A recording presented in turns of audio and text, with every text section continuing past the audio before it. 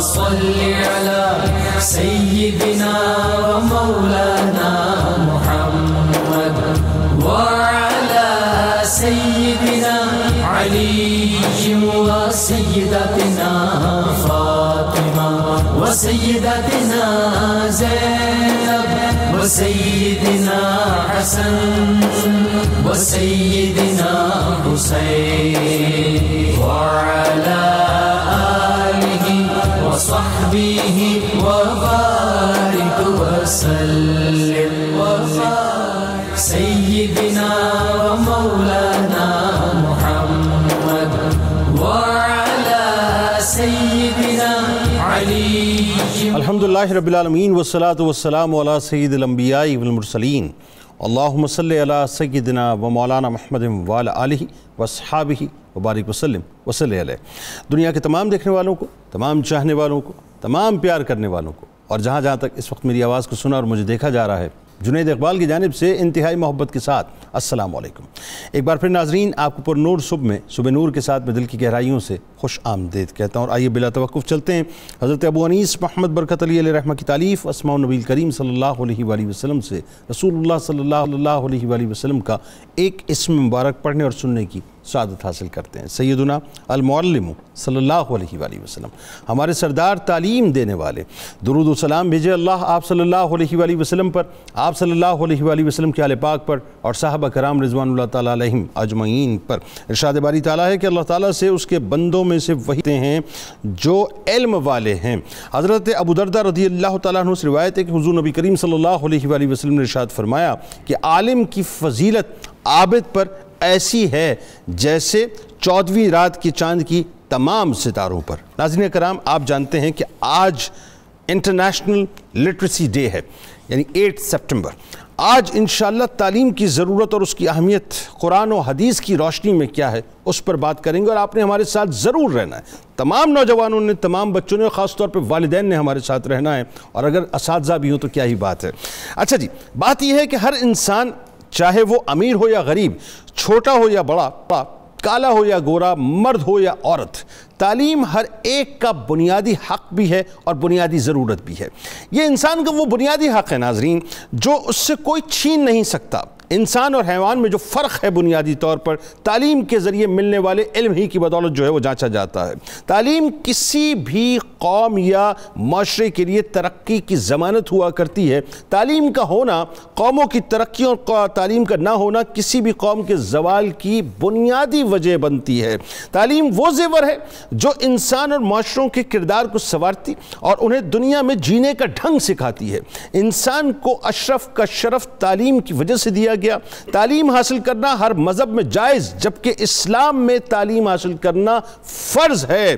تعلیم وہ پر ہے ناظرین جو اگر کسی فرد یا قوم کو لگ جاتے ہیں تو اسے تحت الثری سے اٹھا کر اوج ثریا پر لے جایا کرتے ہیں۔ ناظرین کرام، جس دین کے احکامات کی ابتدا لفظ اقرا سے ہو، اس دین میں تعلیم کی کیا اہمیت ہوگی کہ جہاں علم حاصل کرنا ہر مسلمان مرد اور عورت پر فرض قرار دیا گیا ہو، اس دین میں تعلیم کا کتنا عظیم الشان مقام ہوگا کہ رسول اللہ صلی اللہ علیہ وآلہ وسلم یہ دعا کیا کرتے تھے کہ اے اللہ اپنے عطا کردہ علم سے مجھے نفع عطا فرما، مجھے علم نافع عطا فرما اور میرے علم میں اضافہ فرما۔ قرآن پاک میں ناظرین متعدد مقامات پر اہل ایمان کو علم حاصل کرنے کا حکم دیا گیا، اس میں دینی علوم بھی شامل ہیں اور سائنسی علوم بھی، بلکہ ان آیات کی تلاوت کی جائے تو کرکس یہ نکلتا ہے کہ آج ہم جن چیزوں کو سائنس اور ٹیکنالوجی کا علم کہتے ہیں اس کے حصول پر خاص توجہ دلائی گئی اور جگہ جگہ یہ فرمایا گیا، جس کا سناپسس میں آپ کے سامنے رکھتا ہوں کہ تم اپنی صلاحیتوں کو کام میں کیوں نہیں لاتے، تم عقل سے کام کیوں نہیں لیتے، تم قرآنی آیات پر غور کیوں نہیں کرتے، تمہارے اندر شعور کیوں نہیں ہے، تم سمجھ کر کیوں نہیں پڑھتے، میری نشانی پر غور کیوں نہیں کرتے۔ ایک دن ناظرین کرام ہوا یہ کہ رسول اللہ صلی اللہ علیہ وآلہ وسلم اپنے حجرے سے باہر تشریف لائے اور مسجد نبوی میں داخل ہوئے تو وہاں دو حلقے بیٹھے ہوئے تھے، ایک حلقہ قرآن پاک کی تلاوت کر رہا تھا اور ایک حلقہ یعنی قرآن پاک کی تلاوت بھی کر رہا تھا، اللہ سے دعا بھی کر رہا تھا، اور دوسرا جو ہے وہ تعلیم کا کام سر انجام دے رہا تھا۔ آپ صلی اللہ علیہ وآلہ وسلم نے فرمایا کہ دونوں بھلائی پر ہیں، یہ حلقہ قرآن پڑھ رہا ہے اور اللہ سے دعا کر رہا ہے، اللہ چاہے تو اس کی دعا قبول فرمائے یا نہ فرمائے۔ دوسرا حلقہ تعلیم میں مشغول ہے، تعلیم میں مشغول ہے، یہ زیادہ بہتر ہے، اور میں تو معلم بنا کر بھیجا گیا ہوں۔ پھر آپ وہیں تشریف فرما ہو گئے۔ یہ اصحاب صفہ کا چبوترا تھا ناظرین، جسے آپ اسلام کا پہلا مدرسہ، پہلا اسکول، پہلا کالج یا پہلی یونیورسٹی کہیں، جس کے منتظم اعلیٰ کوئی اور نہیں، خود نبی کریم صلی اللہ علیہ وآلہ وسلم یعنی معلم اعظم تھے۔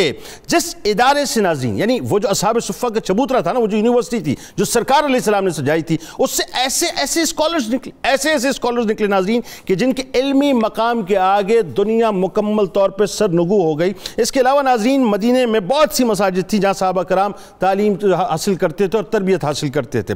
دراصل تعلیم ایک ایسا عمل ہے ناظرین جس کی ضروریات اور مسائل بدلتے رہتے ہیں۔ معاشرے اور افراد کی نشوونما بدلتے ہوئے تقاضوں اور تمناؤں سے باہم مربوط ہونے کا نام ہی دراصل تعلیم ہے۔ یہی وجہ ہے کہ دنیا گزرتے ہوئے ہر لمحے کے ساتھ تعلیمی معیار کو جدید تقاضوں سے ہم آہنگ کرتی جا رہی ہے۔ بہت توجہ رہے آپ کی، بس آخری بات عرض کر رہا ہوں، صرف 25 سال میں ناظرین آپ دیکھیے کہ دنیا ٹائپ رائٹر سے ورچوئل ورلڈ کے اندر تبدیل ہو گئی۔ ہر قوم، ہر معاشرہ اپنی ضروریات، مقصد حیات، نظریات و عقائد کے مطابق اپنے بچوں یا افراد کو تعلیم دیتا ہے۔ یہ ذہن میں رکھیے گا، اپنی زبان، تہذیب، تمدن، کلچر اور مذہب کو خاص کر تھام کر اپنے گولز اور ٹارگٹس کو وہ سیٹ کیا کرتے ہیں۔ اس کی سب سے بڑی، اور یوں کہیے کہ اگر میں بہت اعلیٰ ترین مثال دوں تو بس چند ایک مثالیں آپ کے سامنے پیش کرتا ہوں کہ آپ اس کی سب سے بڑی مثال یہ دیکھ لیں کہ جرمنی، چائنا اور اسرائیل ہیں جو تعلیم پر اپنی اگلی نسلوں کے لیے مشن سمجھ کر باقاعدہ کام کر رہے ہیں۔ ناظرین ہم 1947 سے آج تک یہ طے نہ کر سکے کہ ہمیں پڑھانا کیا ہے، مرکز طے نہ کر سکا، صوبے طے نہ کر سکے۔ ان مرکز اور صوبوں کے جھگڑوں کے اندر ناظرین ہوا یہ کہ تعلیم بیچاری مکمل طور پہ بے یار و مددگار ہو گئی، جبکہ بحیثیت مسلمان ہمیں یہ سمجھنا چاہیے اسلامی جمہوریہ پاکستان میں ہمارے پاس قرآن و احادیث موجود ہے، اس کی لائن آف ایکشن موجود ہے، ہمیں دین دنیا کا پورا ایک اسٹرکچر اور گائیڈ لائن دی گئی ہے، لیکن بدقسمت یہ ناظرین کہ ہمارے یہاں تعلیم بھی سیاست کی مکمل طور پہ نظر ہو چکی ہے۔ آج آغاز کریں گے گفتگو کا، ہمارے ساتھ آپ نے رہنا، اور آخر میں انشاءاللہ 18ویں صدی کی ایک ایسی ممتاز شخصیت کہ جن کے علمی مقام پر ہر ایک جو ہے سر جھکا کر ان کی بارگاہ میں حاضر ہوتا ہے، حضرت شاہ ولی اللہ محدث دہلوی رحمۃ اللہ علیہ کی بارگاہ میں انشاءاللہ ہم ہدیہ عقیدت پیش کریں گے۔ 3 شخصیات ہمارے ساتھ موجود۔ پہلی شخصیت ممتاز اسکالر محترم جناب ڈاکٹر طاہر حمید تنولی صاحب، دوسری شخصیت ممتاز دانشور کہوں میں یا آپ کو میں استاد کہوں لیکن کمال گفتگو کرتے ہیں جناب پروفیسر ڈاکٹر خلیق الرحمان صاحب، اور آخری شخصیت آپ کے ہم سب کے بہت ہی پسندیدہ ہیں ممتاز دانشور جناب رائے منظور ناصر صاحب۔ آپ تینوں آپ کو السلام علیکم، خوش آمدید۔ ڈاکٹر صاحب سب سے پہلے آپ سے گفتگو کا آغاز کرتے ہیں، کیونکہ آپ کی گفتگو ماشاءاللہ ایسی ہوتی ہے کہ اس میں بہت سی گتھیاں ویسے ہی سلجھ جاتی ہیں۔ پہلے تو ذرا یہ بتائیے کہ قرآن و حدیث کی روشنی تعلیم کی اہمیت اور اس کی فضیلت کیا ہے؟ جنید صاحب بہت شکریہ۔ آج عالمی یوم خواندگی ہے اور بہت ریلیونٹ موضوع ہے جس پہ آج ہم گفتگو کر رہے ہیں جناب، اور بلکہ یہ تو سرمایہ ملت اسلامیہ کا ہے کہ وہ علم کی بات کرے اور انسانیت کو علم کی اہمیت سے اور علم کی ماہیت اور علم کی حقیقت سے آگاہ کرے۔ جنید صاحب جب قرآن مجید کو آپ دیکھتے ہیں تو قرآن مجید تعلیم کی اہمیت پہ تو زور دیتا ہی۔ آپ یہ دیکھیں کہ قرآن مجید خود سرچشمہ علم ہے۔ قرآن مجید کے نزول کے بعد نہ صرف یہ کائنات علم کے حصول کے حقیقی راستے پہ آئی بلکہ اسے علم کا شعور ملا۔ اس لیے دنیا کا ہر صاحب دانش شخص قرآن مجید کے نزول کی پہلی دنیا کو قدیم دنیا اور قرآن مجید کے آنے کے بعد کی دنیا کو جدید دنیا کہتا ہے۔ اس میں کوئی کلام نہیں ہے کہ آج کا جو علمی شعور ہے، سائنسی شعور ہے، یہ صرف اور صرف قرآن حکیم کا عطا کرتا ہے۔ یہ میں ہسٹری آف سائنس کی جو ویسٹرن اتھارٹیز ہیں ان کے حوالے سے آپ کی خدمت میں عرض کر رہا ہوں۔ قرآن مجید کا جب تصور علم جنید صاحب آپ دیکھتے ہیں تو قرآن مجید نے نہ صرف علم کی اہمیت پہ زور دیا، بات اقرا سے شروع کی۔ واحد چیز جس کی زیادتی کی قرآن مجید نے طلب کرنے کی تعلیم دی وہ علم ہے۔ کوئی اور چیز نہیں ہے جس کے بارے میں قرآن مجید میں یہ حکم ہوا کہ آپ یہ دعا کریں مجھے یہ چیز زیادہ مل جائے، اللہ سوائے علم کے، رب زدنی علما، اے اللہ مجھے علم عطا فرما۔ اس کے بعد آپ دیکھیں جنید صاحب کہ علم کی کوئی ایسی ڈائمنشن نہیں ہے جس کو قرآن مجید نے ایڈریس نہ کیا ہو. حتیٰ کہ پہلی اترنے والی اگر آیات کو بھی دیکھیں، اعوذ باللہ من الشیطان الرجیم، بسم اللہ الرحمن الرحیم، اقرأ بسم ربک الذی خلق خلق الانسان من علق اقرأ وربک الاکرم الذی علم بالقلم علم الانسان ما لم یعلم. اب ان 5 آیات میں قرآن مجید نے پہلے یہ بتایا کہ علم بہت ضروری ہے، علم کو ترجیح دیں. پھر یہ بتایا کہ علم کے موضوعات کیا ہیں. واہ. ڈائریکٹ آپ کو انسانی ساخت اور انسان اور میڈیکل سائنس پہ لے آیا. پھر اسباب علم کا ذکر کیا. واہ. کہ علم سکھایا کیسے جاتا ہے. واہ. پھر علم کی حدود کا بیان کیا کہ انسان کے پاس جہالت زیادہ ہے، اسے ہر وقت اپنی جہالت کو علم میں بدلنے کے لیے گامزن رہنا چاہیے. حدیث پاک کو اگر آپ دیکھیں، آپ صلی اللہ علیہ وسلم کی سنت پاک کو دیکھیں، صحابہ کرام کے اسلوب کو دیکھیں، پوری اسلامی تاریخ کو جنید صاحب دیکھیں، ہمیشہ علم کو اہمیت دی جاتی رہی. جب تک مسلمانوں نے علم کو اہمیت دی وہ بام عروج پہ رہے. آپ صلی اللہ علیہ وسلم جب ہجرت فرما کے مدینہ طیبہ تشریف لے گئے، پہلی اسلامی ریاست قائم کر. بالکل ٹھیک ہے. اس اسلامی ریاست کے لیے جو حقیقی معنوں میں ریاست مدینہ تھی، آپ نے 3 کام کیے. ٹھیک ہے. کوئی بھی ریاست جنید صاحب ان 3 کاموں کے بغیر نہ وجود میں آ سکتی ہے، نہ اپنے وجود کو برقرار رکھ سکتی. بالکل ٹھیک. ان میں پہلا جو آپ نے کام کیا، وہاں پہ ایک ریزیڈینشیل یونیورسٹی قائم کی مسجد نبوی کی صورت میں. واہ سبحان اللہ. سبحان ٹارگٹ. اور جو آپ نے اصحاب صفہ کا ذکر کیا، یہ اس کے مستقل سٹوڈنٹس تھے، یہ وہاں پہ مستقل طالب علم تھے جنہوں نے اپنا سب کچھ تج دیا تھا. سبحان اللہ. یعنی دیکھیں وہ فاقوں میں ہوتے تھے، لباس ان کے پورے نہیں ہوتے تھے، اور کس طرح وہ اپنے سارے علائق دنیاوی سے الگ ہو کے وہ ظاہری اور باطنی، روحانی، قرآنی اور دوسرے علوم کو سیکھنے کے لیے آپ صلی اللہ علیہ وسلم کی بارگاہ میں تھے. اس کے بعد آپ نے مواخات فرمائی، جو معاشی نظام دیا. اس کے بعد میثاق مدینہ دیا، سیاسی نظام دیا. کیا کہنا، یعنی پہلی جو بنیاد رکھی وہ کسی بھی سوسائٹی کی پہلی بنیاد علم ہے. جنید صاحب آپ دیکھیں پاکستان بننے کے بعد جو پہلی ایک جملہ اور تاکہ وہ پھر آپ پاکستان کے حوالے سے گفتگو فرمائیں. بدر کے بعد یعنی دیکھیے آپ کے سب سے پہلا کام آپ نے کیا کیا جو ان کے اوپر سزائیں رکھی، وہ کام یہ رکھا کہ دیکھیں وہاں پر بھی جن کے پاس علم تھا 10 لوگوں کو پڑھانا، ان کو کنسیشن دی. اس سوسائٹی میں دیکھیں ہسٹری میں یہ بتاتی ہے، جب آپ صاحب تشریف لائے تو مکہ کی سوسائٹی میں صرف 13 افراد ایسے تھے جو لکھنا پڑھنا جانتے تھے.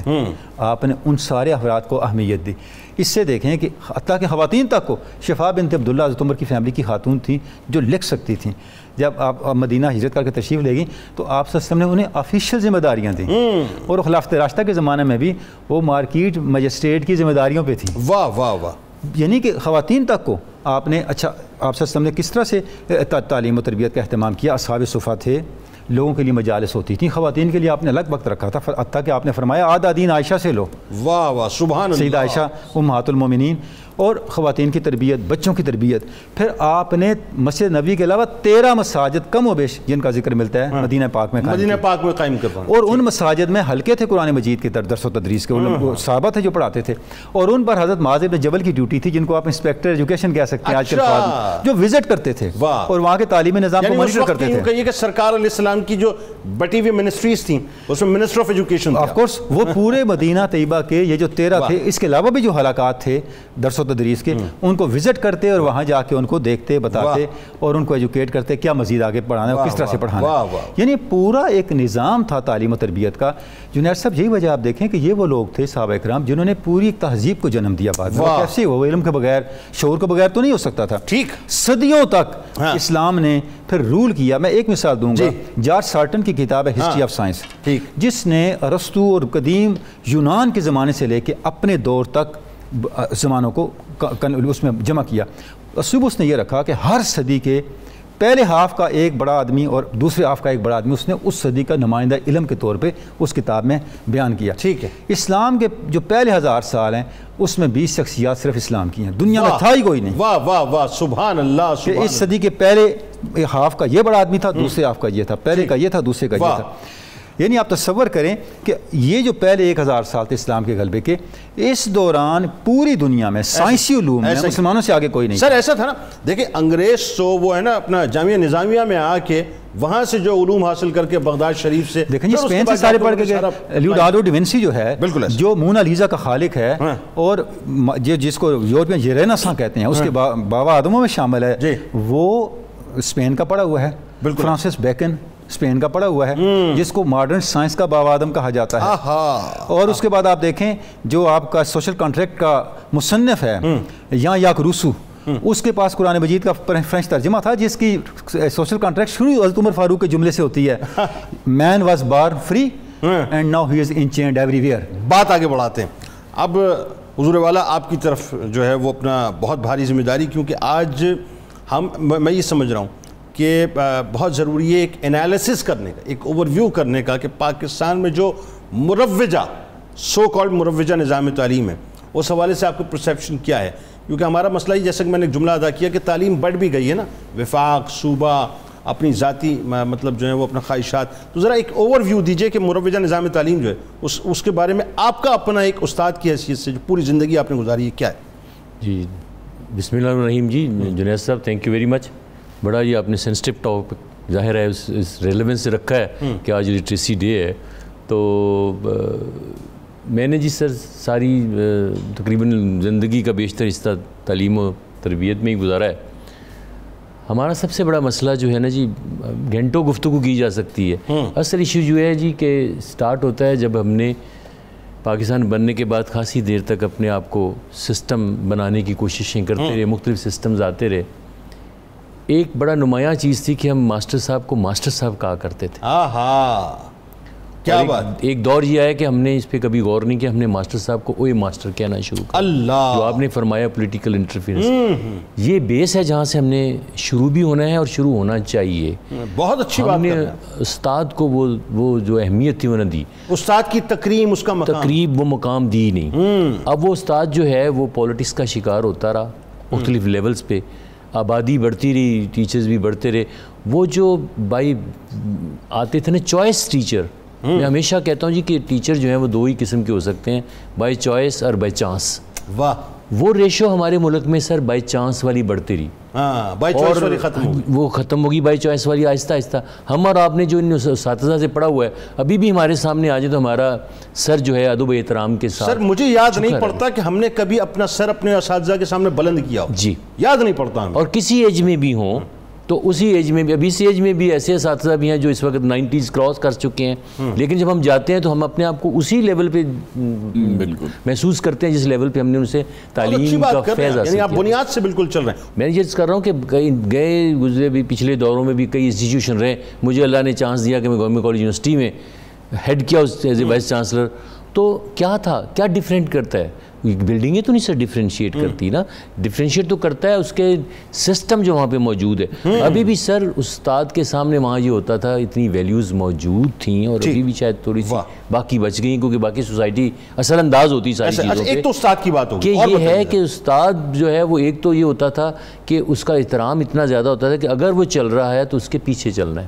درست. ہم مثال دیتے ہیں جاپان کی, ہم مثال دیتے ہیں دوسرے کنٹریز کی, ہمارے یہاں بھی یہی ہوتا تھا.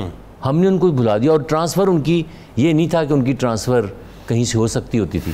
اگر پرنسپل گورنمنٹ کالج یا اس وقت vice chancellor government college university لکھ دیتا تھا کہ یہ ٹیچر مجھے چاہیے تو دنیا کی کوئی طاقت اسے جی سی یو آنے سے روک نہیں سکتی. صحیح بات. میں صرف ایک مثال سے واضح کرنا چاہتا ہوں. تو اب جہاں ایک اسکول کا ہیڈ ماسٹر اگر اپوائنٹ ہو جاتا تھا, مجھے یاد ہے کہ میں جس اسکول میں پڑھا ہوں مجھے تو 6 سے لے کے 10ویں تک انہی ہیڈ ماسٹر کی شکل یاد ہے. بالکل. نہ تو انہوں نے کسی ٹرانسفر کیا, نہ ٹیچر کہیں ٹرانسفر ہوئے. تو سر کیا ہوا کہ بچہ جو ہے وہ علم حصول علم کے ساتھ ساتھ اس میں تربیت آٹومیٹیکلی آتی چلی گئی. کوئی فورس استعمال نہیں کرنی پڑی, کیونکہ ہماری سوسائٹی پرٹیکولرلی پاکستان ریفرنس سے دیکھیں, اگر ہمارا کمپیریزن بنگلہ دیش سے بھی ہو تو وہ اوپر جا رہا ہے. کیوں جا رہا ہے؟ انہوں نے استاد کو اہمیت دی, جو میں نے پہلا پوائنٹ کہا. نمبر 2 یہ کہ کنسلٹیشن بڑھا دی. اچھا, ٹیچرز کو سٹیک ہولڈر کی اتنی زیادہ کنسلٹیشن ہوتی ہے. یہ اب دیکھیں ہم مثالیں دے رہے ہیں یورپ کے, ہم چلے جائیں, یہ بنگلہ دیش لے لیں, سنگاپور, ملیشیا, ہانگ کانگ, کون سے سسٹم ہے جی وہاں پہ؟ اے لیول سسٹم ہے, فلانا سسٹم ہے. ہم سارا دن گفتگو کرتے ہیں ہمارا سسٹم اے لیول سسٹم, ہمارا سسٹم او لیول سسٹم.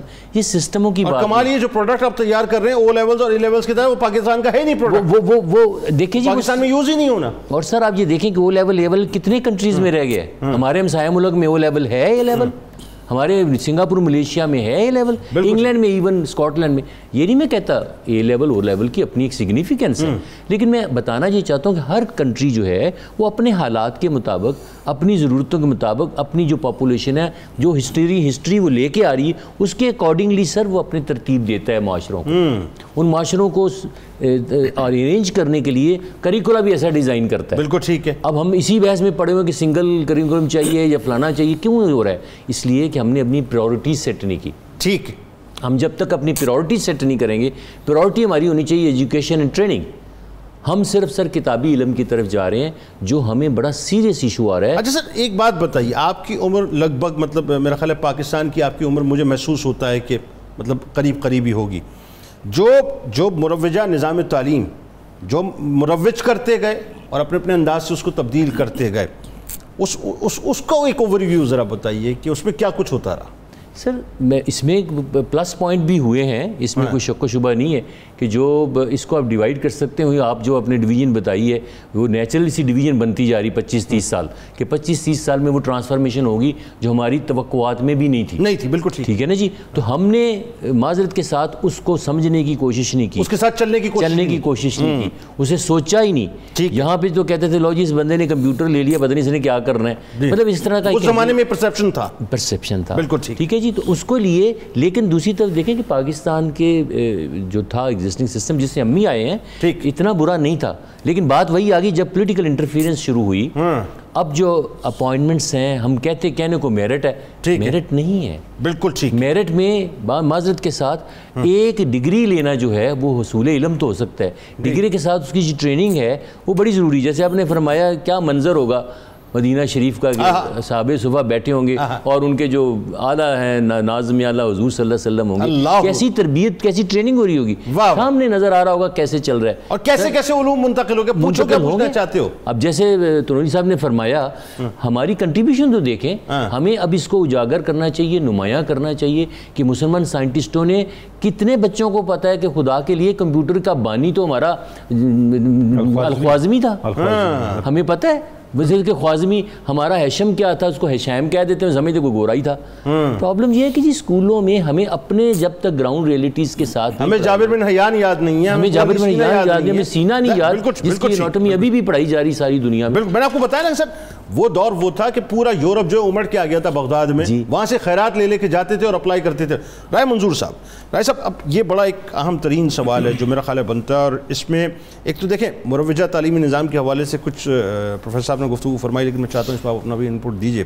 لیکن ساتھ ساتھ ایک جو بڑی خاص بات ہے جس کو میں سمجھتا ہوں مرض کو ہم نہیں پکڑ پا رہے، اسباب نہیں پکڑ پا رہے، کینسر ہے کہاں پر، بیماری ہے کہاں پہ، کہ کیا وجہ ہے کہ آج تک ہم اپنے تعلیمی نظام کو بہتر نہیں کر پائے. ایک عجیب صورتحال بنی ہوئی ہے. اب تو یقین مانیے مطلب آنسو نکلتے ہیں کہ ہم کہاں پہ کھڑے ہو گئے ہیں. آج بتائیے. بہت شکریہ جی. ایک تو میں آپ سے اختلاف کرنے کی جسارت کروں گا کیونکہ آپ نے انٹرو میں بھی کہا اور بعد میں بھی آپ نے کہا کہ مرکز اور صوبوں کے جو اختلافات تھے اس کی وجہ سے ہم آج اس مقام پہ کھڑے ہیں. میں بالکل کنونسڈ ہوں اور انشاءاللہ تعالیٰ آپ بھی کنونس ہو جائیں گے کہ مرکز اور صوبے اس بات پر ان کے اتفاق رائے کہ ہم نے قوم کو پڑھ رکھنا ہے، ان کو بالکل نہیں پڑھنے دینا. نمبر ایک تو ہم نے 2-2.5 کروڑ بچہ ایٹ ون سکول جانے ہی نہیں دینا. مجھے بتا دیں آج اسلام دیکھیں مرکز اس وقت کیا ہے، صرف اسلام آباد کا ضلع، ٹھیک ہے، ایک ڈسٹرکٹ اسلام آباد کا صرف وہ رہ گیا مرکز کے پاس، کیونکہ پہلے گلگت بلتستان تھا وہ الگ ہو گیا، فاٹا تھا وہ ضم ہو گیا. ایک ڈسٹرکٹ جو کہ ماڈل 3 ڈسٹرکٹ بنایا جا سکتا ہے، چھوٹا ضلع اسلام آباد آپ کو پتہ ہے آدھے گھنٹے میں ختم ہو جاتا ہے ترنول سے 0 پوائنٹ تک. کیا وہاں پر 100% بچے اسکول میں جاتے ہیں؟ اس کا جواب ہے نو. اچھا پھر صوبوں پہ آ جائیں. اچھا یہ ایک برا کام ان سے ہو گیا اور اللہ تعالیٰ نے کروا دیا، مطلب وہ چاہتے تو نہیں ہوں گے کہ ہو جائے. جب 18ویں ترمیم آئی تو یہ جو ہم نے بات کی نا، تنولی صاحب فرما رہے تھے کہ بلکہ آپ نے فرمایا کہ باقیوں پہ یہ ہے کہ آپ تعلیم حاصل کر سکتے ہیں، لیکن یہاں پر فرض قرار دے دیا گیا اسلام میں کہ آپ نے ہر مسلمان اور جہالت کا تو جوڑ ہی کوئی نہیں ہے نا. یہ دو بالکل متضاد چیزیں ہیں. بالکل ٹھیک. ایسا نہیں ہو سکتا کہ ہم کلمہ بھی پڑھیں اور ساتھ ساتھ بتوں کو، یعنی یہ بالکل دو اپوزٹ چیزیں ہیں. درست. مسلمان جاہل ہو ہی نہیں سکتا.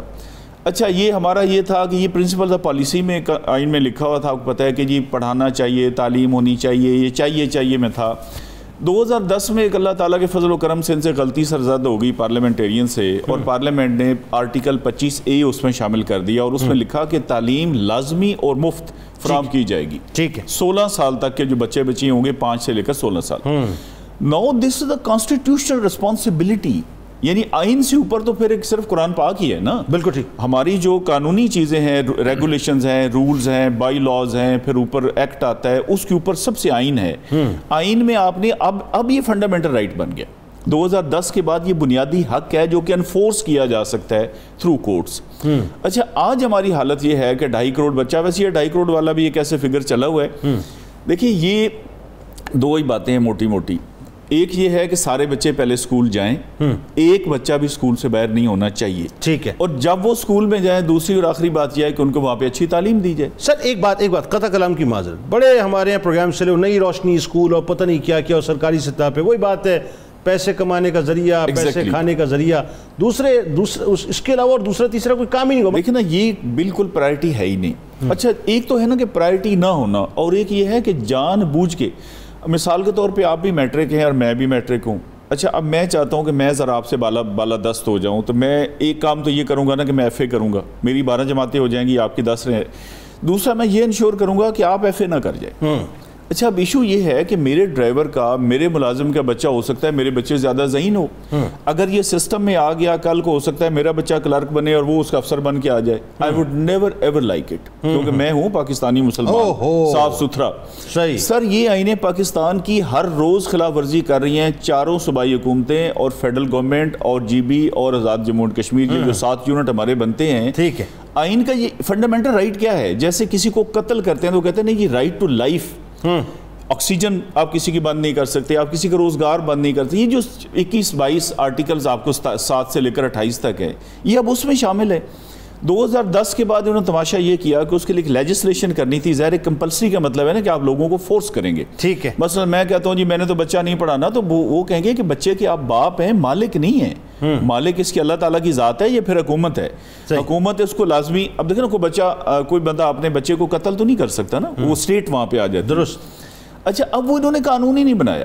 اچھا بڑی مشکل سے پنجاب میں قانون سازی ہوئی، اس میں خیر الحمدللہ کافی عمل دخل تھا میرا، بہت بھاگ دوڑ کر کے دوستوں کو، آپ نے تو بڑا کام کیا، ہم نے کمپیل کیا گورنمنٹ کو، نہیں لیکن انہوں نے جو کاراگری کی وہ سنے۔ کاراگری انہوں نے یہ کی کہ انہوں نے قانون بنا دیا کہ ٹھیک ہے جی کمپلسری ایجوکیشن ایکٹ بن گیا کہ آپ بچے کو لازمی بھیجیں گے، لیکن انہوں نے کہا جی یہ نافذ تب ہوگا جب یہ نوٹیفائی ہوگا، آج تک نافذ نہیں ہوا۔ ٹھیک، اس پہ گفتگو کرتے ہیں، اور ظاہر یہ وہ زخم ہے ناظرین کہ یہ وہ پھپولیں جو جس سے مستقل ہماری بے حسی، ہماری خود غرضی، یا یوں کہیے کہ ہمارے ذاتی مفادات کا جو گندا سا تعفن زدہ پانی ہے وہ مستقل رس رہا ہے۔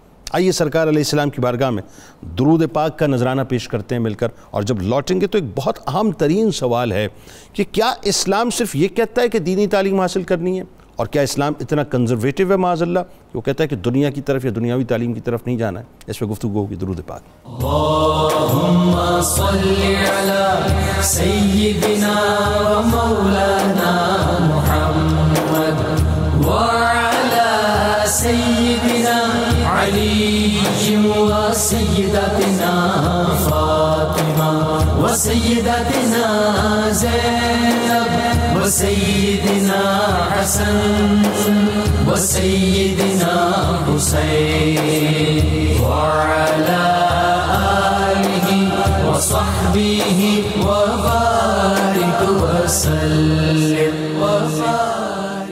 اللہم صلی علی سیدنا و مولانا محمد وعلی سیدنا علی و سیدتنا فاطمہ و سیدتنا زینب و سیدنا حسن و سیدنا حسین وعلی آلہ و صحبہ و بارک وسلم و بارک آلہ و صحبہ و بارک وسلم و بارک۔ ایک بار پھر ناظرین میں آپ کو خوش آمدید کہتا ہوں۔ انٹرنیشنل لٹریسی ڈے ہے آج، 8 سپٹمبر ہے، اور ظاہر ہے اس حوالے سے گفتگو ہو رہی ہے کہ تکلیف ہوتی ہے ناظرین، تکلیف ہوتی ہے کہ ہم کیوں ابھی تک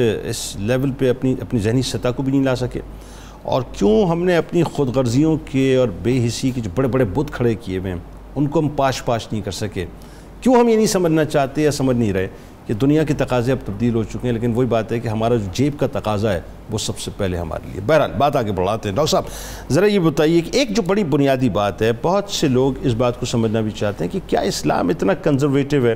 دیکھیں اسلام کے دامن میں تعلیم کے حوالے سے کتنی وسعت ہے یہ ذرا لوگوں کو بتائیے، اور یہ بتائیے کہ اس کے حصول کے لیے جو حدود و قیود ہیں کہ ہم اگر دینی تعلیم حاصل کر رہے ہیں تو کیا ہم دنیاوی تعلیم بھی حاصل کر سکتے ہیں، اور کر سکتے ہیں تو کس حد تک کر سکتے ہیں؟ جی جی جنید صاحب، جو کہ وقت کم ہے، میں وہ مختصراً عرض کروں گا. پہلی بات تو یہ ہے کہ دین اور دنیا کی کوئی تقسیم اسلام میں نہیں ہے. واہ. اس کا سب سے بڑا ثبوت آپ یہ دیکھیں کہ آج کی دنیا میں ایک ہوتا ہے ریلیجیس پرسپیکٹیو، ایک ہوتا ہے سیکولر. سیکولر کے لیے عربی میں کوئی لفظ نہیں ہے. اتنی وسیع زبان ہے عربی، جس میں تلوار کے لیے 900 سے زیادہ الفاظ ہیں، گھوڑے کے لیے 700 سے زیادہ، ہزاروں الفاظ ہیں.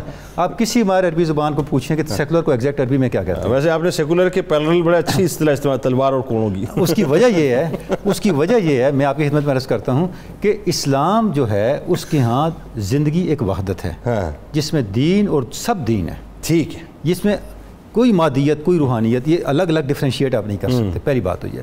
دوسری بات یہ ہے کہ علم کیا ہے، اس کی حدود کیا ہیں. قرآن مجید نے اس کو بڑا ویل ڈیفائنڈ کیا. آپ صلی اللہ علیہ فرمایا میں معلم بن کے آیا. ٹھیک ہے. معلم کا منصب کیا آپ نے فرمایا، قرآن مجید نے اس کو ڈیفائن کیا. یتلو علیکم آیاتنا، وہ قرآن مجید آپ کے اوپر پڑھتے ہیں. یزکیکم، آپ کا تزکیہ کرتے ہیں، آپ کو اخلاقیات سکھاتے ہیں. وَيُعَلِّمُكُمُ الْكِتَابَ وَالْحِکْمَةَ، تمہیں کتاب سکھاتے ہیں اور کتاب کا مقصد سکھاتے ہیں. واہ واہ واہ. وَيُعَلِّمُكُم مَا لَمْ تَكُونُوا تَعْلَمُونَ، تمہیں وہ سکھاتے ہیں جو تمہیں نہیں پتا. واہ. اب پہلی بات یہ ہے کہ اسلام کا جو نظام تعلیم ہے وہ قرآن مجید پر بیسڈ ہونا چاہیے. نمبر 2، مورالٹی آپ اس سے مائنس نہیں کر سکتے، اخلاقیات مائنس نہیں کر سکتے. تیسری بات با مقصد علم. اور چوتھی بات ان دیکھی دنیاؤں کی تصویر. یہ ہے یعلمکم ما لم تکونوا تعلمون، کہ آپ نے علم کی اس دنیا کی تصویر کرنی ہے جس کا ابھی کسی کے وہم و گمان میں بھی نہیں ہے. سبحان اللہ. جہاں تک معاملہ آ جاتا ہے سائنس اور ٹیکنالوجی کا، جنید صاحب دیکھیں کہ پوری کائنات اللہ رب العزت نے آپ کے لیے مسخر کی ہے. درست. اس کو آپ سائنس اور ٹیکنالوجی کے علاوہ مسخر کر ہی نہیں سکتے. حضرت سلیمان علیہ السلام کے دربار میں جب ایک معاملہ پیش آیا کہ ملکہ سبا کا تخت لانا ہے، تو آپ جانتے ہیں آپ کے سب آپ کے تھے، چرند پرند ہوائیں جنات جو سب آپ کی کابینہ کا حصہ تھے. تو آپ نے فرمایا یہ تخت کون لے کے آیا ہے؟ ایک قرآن مجید ہے کہ ایک جن کھڑا ہوا. آپ نے تم بیٹھ جاؤ. ایک اور شخص کھڑا ہوا، قال الذی عندہ علم من الکتاب انا آتی کا. بھائی ایک ایسا شخص کھڑا ہوا جس کے پاس کتاب کا علم تھا، میں لے کے آؤں گا. فرمایا تم لے آؤ. عاصم بن مرخیہ، تم لے آؤ. یعنی قرآن مجید نے یہ بتایا کہ علم کے ذریعے سے آپ تصویر کے اس درجے تک جا سکتے. واہ واہ واہ. کیوں آپ نے جن کی ڈیوٹی نہیں لگائی؟ واہ واہ واہ واہ. کسی جن کو کیوں نہیں بھیج دیا؟ ہوا کو کہتے ہوائی لے آتی. آپ کے پاس تو سارے اختیارات ہیں، لیکن قاصد تو آپ نے حدود کو بنا کے بھیجا تھا. واہ واہ واہ.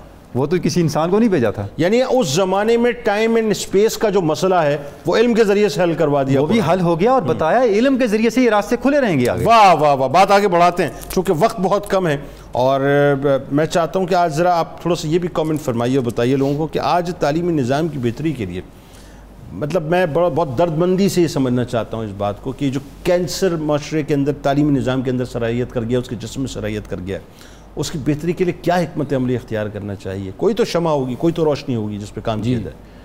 سر جیسے پروفیسر صاحب نے فرمایا، ایکچولی بات ہے یہ، میں اس کو تھوڑا سا آگے بڑھانا چاہوں گا کہ علم اور عمل دونوں لازم و ملزوم ہیں. ٹھیک ہے.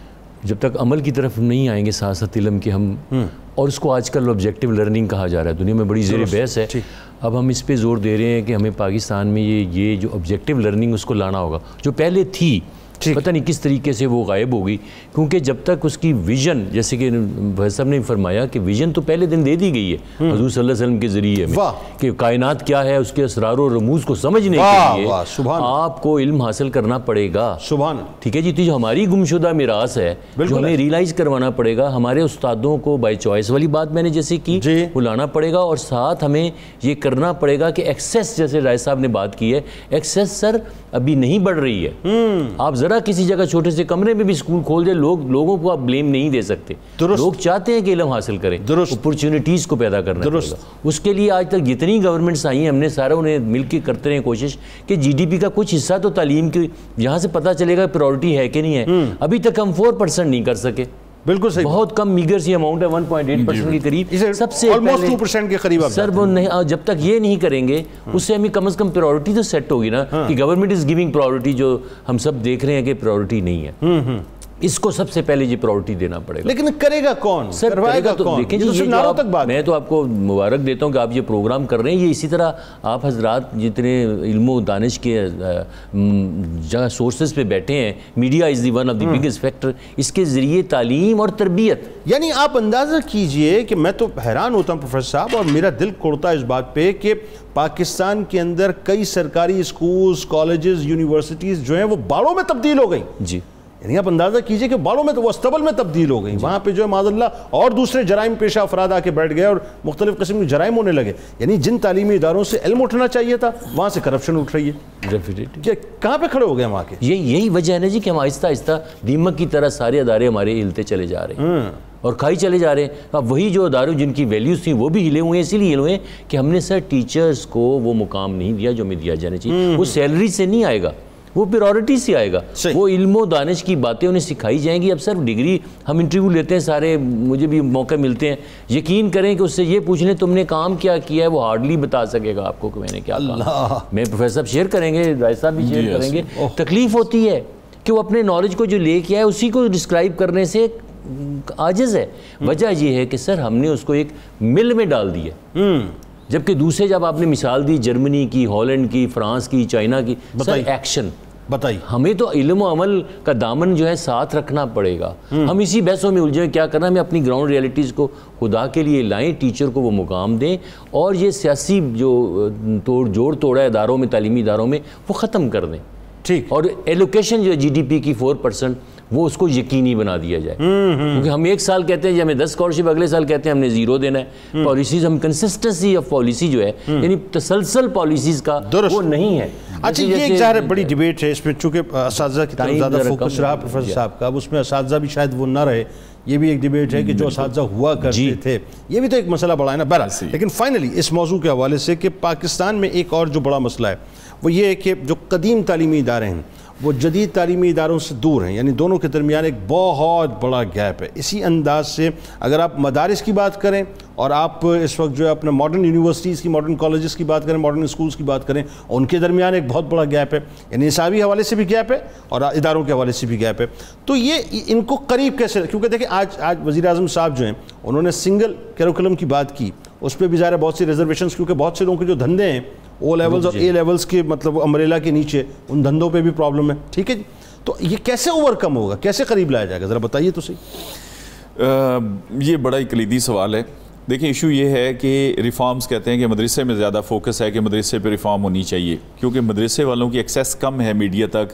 بڑی کانفرنسز میں لنڈن, امریکہ, فلاں 5 اسٹار ہوٹل, وہ دوسری پارٹی جاتی ہے انگلش میڈیم. اب ایشو یہ ہے کہ دونوں جگہ پہ ریفارمز کی ضرورت ہے. ہمارے چوٹی کے ایک لائر ہیں پاکستان کے جن کا ایک بڑا نام ہے, میں ان کا نام نہیں لے رہا, وہ سورت اخلاص نہیں پڑھ سکے. ایک کو سورت فاتحہ پڑھنی نہیں آئی, ایک وزیر خارجہ دوسرے کو سورت اخلاص, پھر وہ یاد کر کے گئے. انہوں نے کہا نہیں جی وہ میری غلط رپورٹ ہوئی تھی, میں دوبارہ پڑھتا ہوں. انہوں نے دوبارہ کوشش کی, وہ دوبارہ انہوں نے غلط پڑھی. اچھا اب دیکھیں ریفارم پھر دونوں طرف ہیں. اگر مدرسے میں آپ کو ریفارمز کرنی ہے تو ساتھ اگر ایک بندے نے MBBS کیا ہوا ہے اور ایک نے 16 جماعتیں MA کیا ہوا ہے, اور وہ مولوی کے پاس جاتا ہے کہ مولوی صاحب ابا جی, میرے سامنے کی بات ہے, ہم اعتکاف میں تھے, ایک لڑکے نے MBA کیا ہوا تھا, وہ گیا مولوی کے پاس, اسے کہتا ہے جی وہ ٹائم دیں, دعا کرانی ہے. تو میں نے کہا تمہیں دعا اللہ سے بات کرنی نہیں آتی؟ اندازہ کر لیں نا کہ ہم میں سے کتنے لوگ ہیں جنہوں نے ماسٹر ڈگری ہولڈر, ہم سارے, اچھا ہم جماعت کرا سکتے ہیں, جنازہ پڑھ سکتے ہیں. بہت اچھی بات آپ کر رہے ہیں, واہ واہ. اچھا دونوں جگہ ریفارم ہے. اب آ گیا سنگل نیشنل کریکلم. ٹھیک ہے سر, سنگل نیشنل کریکلم نام کی کوئی چیز نہ ہے نہ ہو سکتی ہے. یہ جسٹ ایک نعرہ ہے. سنگل نیشنل کریکلم تب ہے کہ آپ انگلش میڈیم اٹھائیں, سرکاری اسکول اٹھائیں, وہاں پر کتاب ایک ہو. اچھا اب دیکھیں نا, کریکلم یہ ہے کہ ہم نے سکھانا ہے بچے کو کہ والدین کا ادب کرنا چاہیے. ٹھیک ہے. اچھا یہ اس کا طریقہ یہ بھی ہو سکتا ہے کہ آپ فکرے لکھ دیں, اس کا طریقہ یہ بھی ہو سکتا ہے کہ آپ ایک کہانی اصلی لکھ دیں, ایک آپ خود کہانی بنا کے لکھ دیں, ایک آپ حدیثیں لکھ دیں. اصل یہ ہے کہ آؤٹ کم یہ ہے بچے کو پتہ لگ جائے کہ میں نے والدین کا ادب کرنا ہے, یہ ہے کریکلم. ٹھیک ہے. اچھا بھائی کتاب اس کی 8000 کی اس کے بستے میں ہے, اس کی 70 روپے کی اس کے بستے میں ہے, اس کو استاد اور پڑھا رہا ہے, اس کو اور پڑھا رہا ہے, ڈفرنس بہت بڑا ویسے ہے, بہت بڑا ہے. اور باقی یہ جو مدرسے پہ بہت زیادہ فوکس ہے نا, میں کہتا ہوں مدرسے پہ ہم خرچہ کتنا کرتے ہیں ایک مولوی تیار کرنے پہ, جو درس نظامی ہے 14,000 روپیہ خرچ ہوتا ہے. سر وہ بھی چندوں سے چل رہا ہوتا ہے, چندوں سے. اچھا ادھر دیکھیں 2-2 کروڑ روپے ایک بچے پہ ہم لگاتے ہیں, اور وہ بنتا کیا ہے کہ نہ اس کو بات کرنے کی تمیز ہے, نہ وہ. یہ بھی میں دیکھ رہا تھا حضرت شاہ ولی اللہ پہ ہم آتے ہیں کہ 17 سال کی عمر میں وہ پرنسپل یا وائس چانسلر بنتے ہیں. محمد بن قاسم 17 سال کی عمر میں سندھ فتح کرتے ہیں, عراق سے. اچھی بات. ہمارا سر ماشاءاللہ جو او لیول کا بچہ ہے, ہمارے بچے بھی وہی پڑھتے ہیں. 17 سال کا بچہ سبزی نہیں لے سکتا, اس کے ساتھ ماں جاتی ہے اس کی حفاظت کے لیے. نشست و برخاست نہیں ہے, بات کرنا نہیں آتی, کسی بات کا بیٹھنا نہیں آتا. ماں سوائے وہ جو آپ نے شروع میں فرمایا نا کہ اس کو PUBG کھیلنا آئے گا, اور کسی بندے سے آپ ملائیں گے تو السلام علیکم وعلیکم السلام کر کے وہ سائیڈ پہ ہو جائے گا. سنگل کیریکولم اس کا حل نہیں ہے. سر سنگل کریکلم اس کا بالکل حل نہیں, یہ الگ الگ دنیا ہیں. دیکھیں سر سبزی کی دکان اور ہے, بیکری اور ہے, کپڑے کی دکان اور ہے. میرا تو ذاتی خیال یہ رائے صاحب وقت چونکہ ختم ہو گیا اور حضرت شاہ ولی اللہ محدث دہلوی رحمۃ اللہ علیہ کی بارگاہ میں ہمیں چلنا ہے ظاہر ہے, کیونکہ یہ ریلیونسی اس موضوع کی ان کے ساتھ ہے کہ تعلیمی حوالے سے علمی حوالے سے جو آپ کا مقام تھا اس پہ ہم گفتگو کرنا چاہیں گے. لیکن آخری جملہ میرا خیال ہے کہ وزیر اعظم پاکستان عمران خان صاحب کو جو ہے پورے پاکستان سے جو top of the line brains ہیں نا ایجوکیشن کے حوالے سے, جو پاکستان سے سنسیئر ہیں, میرا خیال ہے کہ ان کی ایک باقاعدہ آپ کانفرنس بلوائیے, ان سے گفتگو کیجئے, ان کی تجاویز لیجئے. وہ بیوروکریسی نہیں صاحب جو صرف اور صرف پیسہ کما رہی ہے, وہ لوگ جو پاکستان کے لیے کچھ کرنا چاہتے ہیں ان کو مجتمع کیجئے, ان سے پوچھئے کہ کیریکولم ہونا کیسے چاہیے. ہو سکتا ہے اور انشاءاللہ یقیناً کہ یہ کینسر آہستہ آہستہ جو ہے پاکستان کے جسم سے ختم ہو جائے. بہرحال بات آگے بڑھاتے ہیں. ڈاکٹر صاحب حضرت شاہ ولی اللہ محدث دہلوی رحمۃ اللہ علیہ ظاہر ہے ایک بہت بڑی ہستی 18ویں صدی کی, آپ کا علمی مقام قرآن کے حوالے سے جو آپ نے کام کیا, حدیث کے حوالے سے جو آپ نے کام کیا, تو آئیے ذرا ان کے تعارف اور علمی مقام سے آغاز کرتے ہیں. جنید صاحب شاہ ولی اللہ بہت بڑی شخصیت ہے ہماری تاریخ کی. میں آپ کی خدمت میں عرض کروں کہ جیسے ان کی اپنی کتاب بھی ہے حجت اللہ البالغہ, دی کنکلوسیو آرگومنٹ آف آلمائٹی اللہ. واہ. برصغیر کے مسلمانوں کے لیے شاہ ولی اللہ بھی ایک طرح کی حجت اللہ البالغہ ہی ہیں, ایک آرگومنٹ ہے. دور زوال میں جب سب کچھ مٹ رہا تھا, اگر کوئی شخص بیداری شعور کے ساتھ اور پورے اعتماد کے ساتھ کھڑا تھا تو وہ شاہ ولی اللہ تھے. سبحان اللہ. آپ 4 سال کی آپ کی عمر تھی جب اورنگزیب عالمگیر کا انتقال ہوا. اس کے بعد مغلیہ سلطنت کو آپ نے اپنی آنکھوں کے سامنے ٹوٹتے, تباہ ہوتے اور زوال آشنا ہوتے دیکھا. اللہ. وہ ساری سوسائٹی کس طرح ڈیکے میں جا رہی تھی, لیکن شاہ ولی اللہ کی شخصیت اپنی پوری مضبوطی کے ساتھ کھڑی تھی. آپ دیکھیں احمد شاہ عبدالی آپ کے کہنے پہ ہندوستان بالکل آیا ٹھیک ہے, اور آپ نے پوری کوشش نجیب الدولہ آپ کے کہنے پہ آیا, دونوں کے درمیان آپ نے اتحاد کروایا کہ ان کو ریسٹور کریں. آپ صرف شاہ ولی اللہ کی سیاسی مکتوبات پڑھ لیں, آپ کو اندازہ ہوگا کہ ان کا ویژن اور ان کی بصیرت کتنی تھی.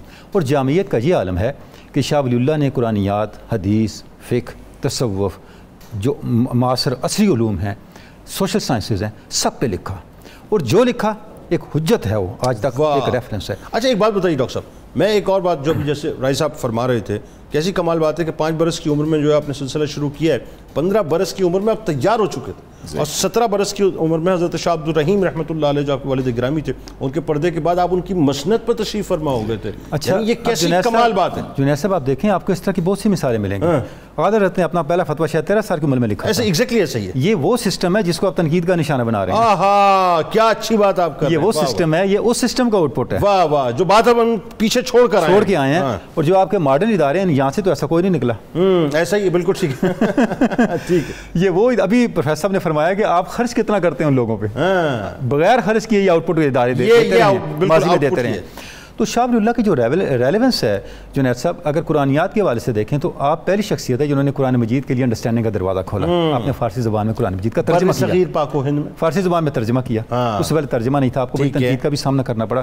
حتیٰ کہ اس روایت کو پھر آ کے آپ کے صاحبزادوں نے چلایا. شاہ عبد القادر نے بھی اردو میں کیا, شاہ رفیع الدین نے کیا, اور شاہ عبد القادر کے ترجمے کو آج تک معجزانہ ترجمہ کہا جاتا ہے. یعنی انہوں نے 40 سال لگائے اس ترجمے پہ, زندگی لگا دی. اور لوگ کہتے ہیں کہ شاہ عبد القادر کو یا تو شروع میں کبھی جوانی میں دیکھا تھا یا ان کے جنازے پہ دیکھا. اچھا, اتنا خلوت میں بیٹھ کے انہوں نے قرآنیات کے لیے اپنے آپ کو وقف کیا. اللہ اکبر, اللہ اکبر. اس کے بعد اگر حدیث پہ آئیں تو تراجم البخاری ہے, المصوع ہے, موطا امام مالک کی شروع ہیں. تو اس طرح کا ان کا ہمیں کام ملتا ہے. اچھا جو اصل کام جنید صاحب ہے شاہ ولی اللہ کا, وہ ہے حکمت دین پہ. اچھا یعنی اگر آپ ان کی حجت اللہ البالغہ دیکھیں, البدور البازغہ دیکھیں, تو ہم دیکھتے ہیں کہ انہوں نے دین کی حکمت کو اور دین کی ریلیونس کو اور اسلام کو انسانیت کے ضرورت ہونے کو بیان کیا. واہ واہ, کہ اسلام صرف مسلمانوں کی ضرورت نہیں ہے, یہ انسانی شعور کی ضرورت ہے. سماجی سطح پہ, سیاسی سطح پہ, معاشی اور اقتصادی سطح پہ. اور جو نیریٹو انہوں نے دیا, جو اصطلاحات دی, کیونکہ جنید صاحب بڑا مشکل کام ہوتا ہے, آپ کسی علم کو ڈیفائن کرتے ہیں یا اسے اصطلاحات میں کوائن کرتے ہیں. اس کے لیے آپ کو سمندروں علم چاہیے ہوتا ہے. دیکھیں آپ ایک تعریف یا ایک اصطلاح وضع کرتے ہیں, اس میں کوئی نقص نکلا تو وہ زیرو ہو جائے گا. شاہ ولی اللہ نے اصطلاحات بھی دیں, تعریفات بھی دیں, تصورات بھی دیے. اچھا جب آپ روحانیت پہ آتے ہیں تو شاہ ولی اللہ نے روحانیت کو اس سطح پہ جا کے بیان کیا. میں آپ کی خدمت میں عرض کروں کہ آج اگر آپ تصوف کو ماڈرن پرسپیکٹو میں اور آج کی سائیکالوجی اور ہیومن اور بیہیویئرل سائنسز کے پرسپیکٹو میں سمجھنا چاہیں تو آپ کو اس کا آغاز شاہ ولی اللہ سے کرنا ہوگا. شاہ ولی اللہ سے پہلے آپ کو کوئی ایسا آدمی نہیں ملتا جس نے اس انداز سے تصوف کو بیان کیا ہو. میں 2 کتابوں کے نام لوں گا, سطحات ہے اور لمعات ہے. یعنی انہوں نے انسانی شعور کو نفس ناطقہ کا عنوان دے کے وہ ساری باتیں بیان کر دیں جن کی طرف آج کی سائیکالوجی جا رہی ہے. اچھا اس میں پروفیسر صاحب مختصر ان کی ایک تو تعلیمی حوالے سے جو آپ کی خدمات ہیں، ظاہر ہے وہ بر صغیر پاک و ہند کا سرمایہ نہیں بلکہ پوری دنیا کا سرمایہ. جی میں سمجھتا ہوں جی پروفیسر صاحب نے بڑا سیر حاصل گفتگو کی ہے شاہ ولی اللہ صاحب سے. میں تو سمجھتا ہوں جی کہ جب مسلمان شدید زوال کا شکار تھے تو انہوں نے ان کی سارے پہلوؤں کو اسٹڈی کیا، بے شک کم عمری میں، اور بڑے ہی آبجیکٹیولی، جو میں کہہ رہا ہوں کہ آبجیکٹیو لرننگ انہوں نے سارا اسی کو وہیں سے شروع کیا، آبجیکٹیو لرننگ شروع کروائی. کمال یہ ہے کہ اس وقت علماء بے انتہا خلاف تھے ان کے. انہوں نے سوچا کہ اب اسے سماجی ضرورت آ گئی ہے، اخلاقی ضرورت آ گئی، مذہبی ضرورت آ گئی، قوم کو اس لیڈ کی ضرورت ہے. تو انہوں نے سر ایک انٹلیکچوئل بیس فراہم کی، قرآن پاک کا ترجمہ کرایا. میں سمجھتا ہوں حدیث شریف کو تو انٹروڈیوس ہی انہوں نے کیا ہے میری ناقص رائے میں. تو انہوں نے کیا جس انداز سے کیا ہے وہ آبجیکٹیو تھا کہ سوسائٹی کو ایک ایسی شکل میں لانا ہے، اور ان کا اس کنٹریبیوشن کو بلایا نہیں جا سکتا. اور میں چاہتا ہوں کہ اس کو مزید جو ہے ان کے ان کارناموں سر اصل میں میرا تو ماننا یہی بار بار ہم بات کرتے ہیں کہ یہ ایکچوئل ہمارے ہیروز ہیں جن کو پڑھانے کی ضرورت ہے. بڑا اچھا جملہ ڈاکٹر صاحب نے استعمال کیا کہ جہاں لاگتیں نہیں لگیں وہاں مقام اور مرتبہ یہ کہ دنیا جو ہے سر جھکاتی ہے ان کی بارگاہوں میں، اور جہاں لاگتیں لگتی ہیں وہاں لاگتیں پھر ظاہر جیب میں جاتی ہیں، اس کے علاوہ اور دوسرا کام ہی نہیں ہوتا. لیکن رائے صاحب آخر میں معاشرتی خرابیوں کے حوالے سے جو حضرت شاہ ولی اللہ محدث دہلوی رحمۃ اللہ علیہ نے کام کیا ہے وہ ایک مثال ہے. جیسے بیواؤں کا مسئلہ تھا، پھر جو ہندوؤں کی جو خاص مینٹیلٹی تھی اس کا جو مطلب انفلوئنس مسلمانوں کے اوپر آ چکا تھا، پھر جو مسالک کی دوری تھی اس کو آپ نے جس انداز سے قریب کیا، بہت کام کیا. پھر سیاسی حوالے سے آپ دیکھیں نا، مراٹھوں کا معاملہ، جاٹوں کا معاملہ جو تھا اس میں احمد شاہ ابدالی کو، نجیب الدولہ کو قریب لانا، تو اس حوالے سے آپ کو بڑا کام تھا، ذرا بتائیے.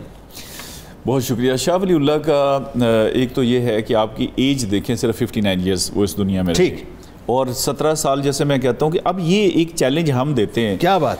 محمد بن قاسم کا بھی ہم نے نام لیا 17 سال، اور یہ بھی 17 سال. اچھا انہوں نے آ کے ایک علاقہ فتح کیا اور انہوں نے ایک کائنات فتح کر لی. ایسے ہی ہمارا بچہ جو یہ بہت زیادہ جو ہمیں آ کے سکھانے کی کوشش کر رہے ہیں O levels and A levels, وہ ہمارا ایک دوست کہتا ہوتا او لیول اور اے لیول، اسی طرح کا کوئی لیول ہے جو سمجھ ہی نہیں آج تک آ رہی.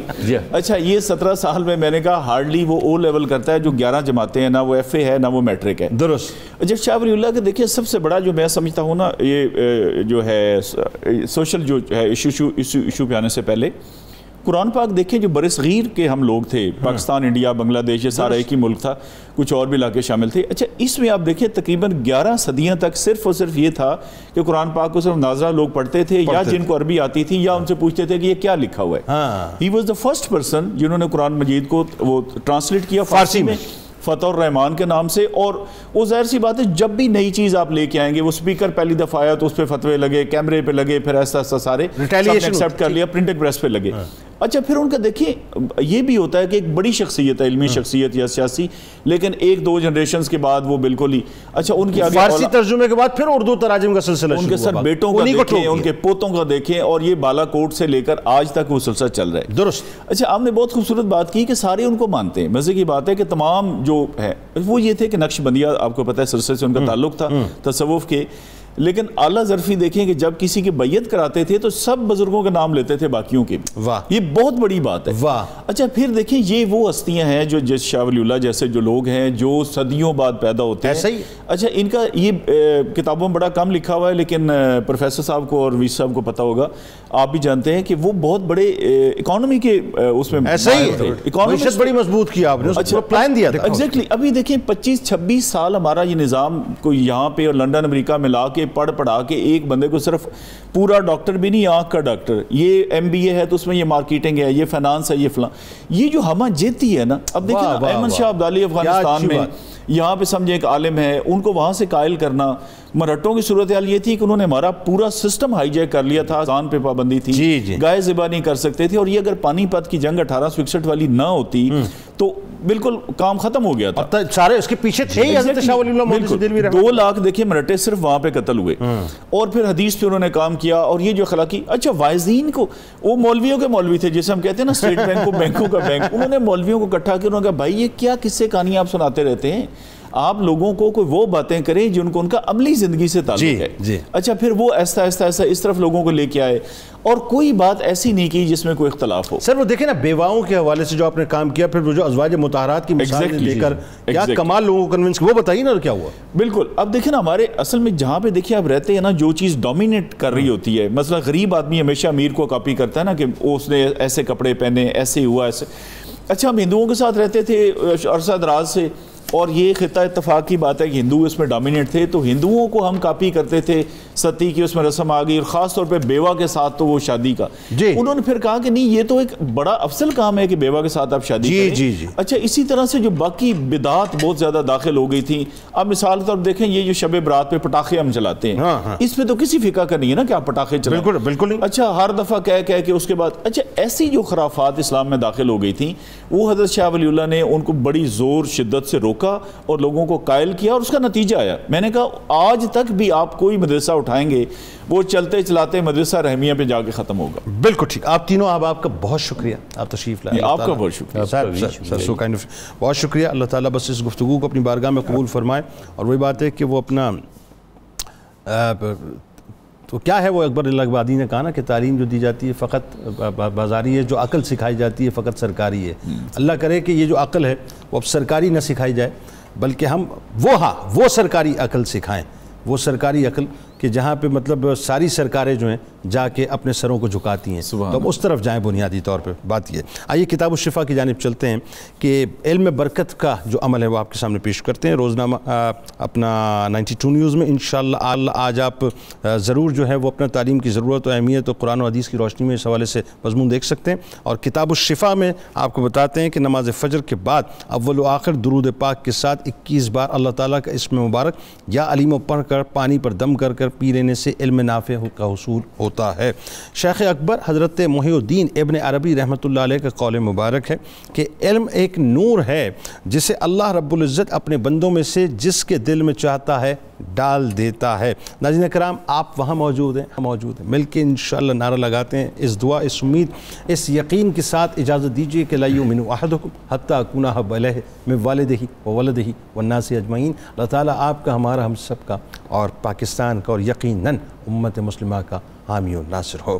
پاکستان کا مطلب کیا؟ لا الہ الا اللہ محمد رسول اللہ صلی اللہ علیہ وآلہ وسلم. اللہم صلی علی سیدنا و مولانا محمد وعلی سیدنا علی و سیدتنا فاطمہ و سیدتنا زینب و سیدنا حسن و سیدنا حسین وعلی وصحبه وبارك وسلم.